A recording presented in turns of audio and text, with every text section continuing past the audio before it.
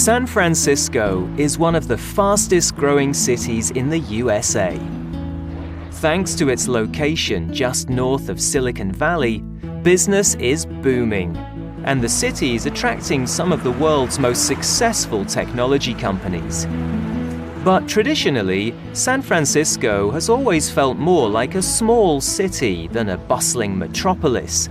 During the 60s and 70s, it was a vibrant hub of art, music, and politics. And its reputation as a center of counterculture attracted people from all over the world. Today, however, the city's writers, eco-warriors, and activists live alongside technology entrepreneurs and millionaire business leaders. This has created a new buzz. But some feel San Francisco is losing its sense of community. One reason for this is house prices. San Francisco now has the most expensive average house prices of any American city, and many long-time residents are moving to more affordable locations just outside the city. This is Sausalito, a small waterfront community just across the Golden Gate Bridge from San Francisco. A large number of the residents here still work in the city, but they prefer living in Sausalito for its small town feel. However, thanks to this influx of new residents, the house prices here are rising too, with the average Sausalito house costing more than $1 million. But there is one area that still offers affordable housing and a strong neighborly spirit: Sausalito's world-famous houseboat community. Here, right on the dock of Richardson Bay, there are 400 floating homes across 5 purpose-built marinas. Residents Carl and Joan have both spent many years living as part of the tight-knit Sausalito houseboat community. I've been here 41 years, over 41, since 74. I've never lived in a place this long. I mean, all the houses and apartments I lived in, the longest I ever lived in one place was a year and a half. As far as like living here, it's just the greatest thing I've ever done, really. I'd hate to have to leave here. I moved here in 1997, so I've lived here for 18 years.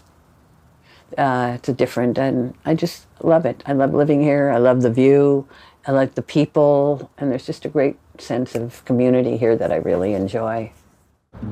During the Second World War, the area here had been home to a huge industrial shipyard, which closed in 1945.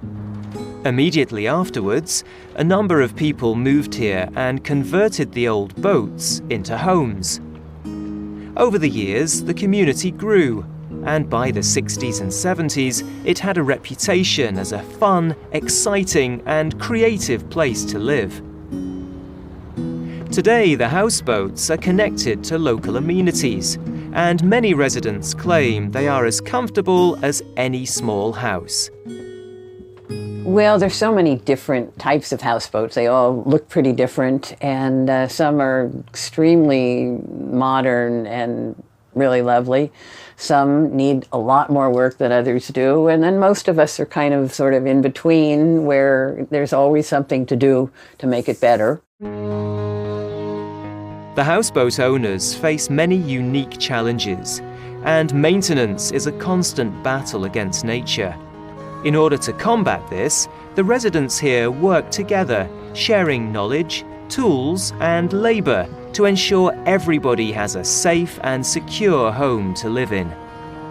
The Sausalito houseboat community has changed a lot since the days of the hippies. The floating homes here today are much more permanent than they used to be. They cost more too, but are still much cheaper than other properties in the same area. Joan and Carl have experienced these changes firsthand.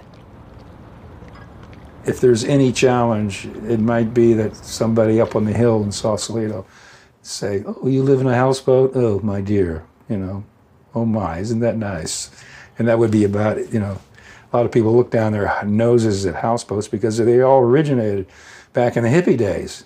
You know, people are out here doing hippie things, and of course the people on the hill, the moneyed people, didn't like that at the time. But they're coming down now, out of the mountains, and they're living all over here. These guys are millionaires. A lot of these people that are buying these boats now are literally millionaires. There's 4, 5, 6 on the stock, and it used to be all poor people, all artists, all, you know, photographers, painters, writers, musicians. But it's mainly, the community's pretty tight. It's much tighter than you get in the city, because people don't know each other. In a big apartment house, you don't know the people living down the hall, really. But around here, everybody knows everybody. And can we look out for each other? So even if a lot has changed here, the Sausalito community has worked hard to preserve the neighborliness and creativity that has made it such an attractive place to live. This small collection of houseboats may be just 10 minutes from one of America's fastest growing cities, but it still feels like a small village by the bay.